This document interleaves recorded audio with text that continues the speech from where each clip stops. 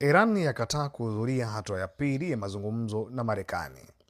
Serikali ya Iran imesema haina mpango wowote wa kuhudhuria mazungumzo mapya ya amani na Marekani yanayotarajiwa kufanyika siku ya Jumatatu mjini Islamabad.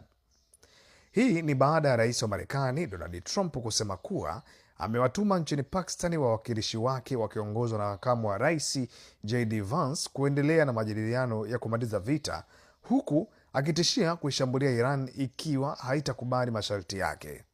Shirika la habari la Iran IRNA limeandika kuwa Iran imesusia duru hiyo ya pili ya mazungumzo kutokana na masharti makubwa yasiyotekelezeka ya Marekani pamoja na hatua yake ya kubadili msimamo kila wakati na kuendeleza vizuizi katika bandari zake, mambo yaliyosema kuwa ni uvunjaji wa wazi wa makubaliano ya kusitisha mapigano.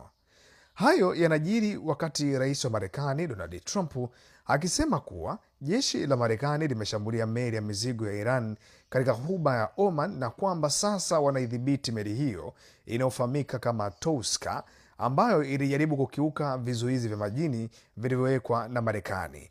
Irani imesema itajibu haraka shambulio hilo na itahakikisha inalipiza kisasi baada ya meli yake kushambuliwa na kusababishwa iweze kusimama baada ya injini kuweza kupata itilafu iliyosababishwa na shambulio hilo.